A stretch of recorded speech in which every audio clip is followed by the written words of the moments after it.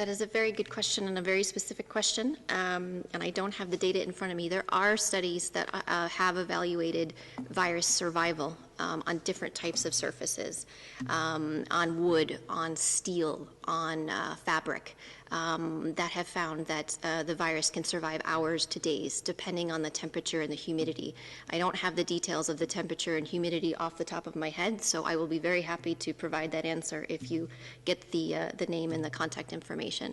But what we do know is that the virus, if it is on a surface, can be inactivated, can be killed with disinfectants in a matter of minutes. And that is important. And it is important that people know that because if they do touch a surface that is contaminated, they can wash their hands or use an alcohol-based rub and protect themselves, or they can clean their surfaces regularly. So it's important that surfaces are cleaned regularly and that you wash your hands. But I'll have to get back to you on the specifics of the temperature and humidity.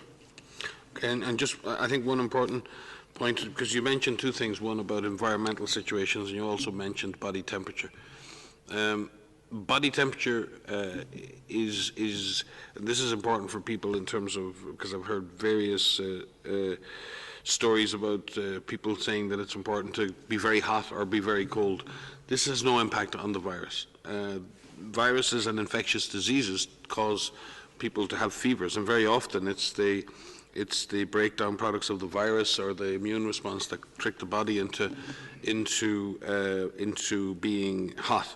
And having a temperature in itself is not necessarily a bad thing, but also that temperature has to be carefully monitored, especially in children.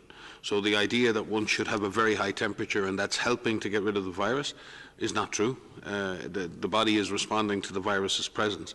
Equally, the idea that you would try to cool someone down to get rid of the virus is not true. But there are certain situations where there is a high temperature, and it's important for doctors and nurses to get the temperature down, because very high temperatures, and I mean very high temperatures, can be associated with convulsions and other effects. So the monitoring and the management of temperature in a person who's got an illness is very important. And it's very important that clinicians can manage a very high temperature. But the idea that temperature itself is affecting the way the virus will behave in the body is not true. So people managing themselves by trying to make themselves very cold or make themselves very hot will not affect the process of the virus in your body. But managing the temperature is very important for the outcome for the patient. Thank you. Maybe we go to last question. That would be Politico, and it's Carlo who is with us tonight. Carlo? Yes, hello. Thank you for taking my question.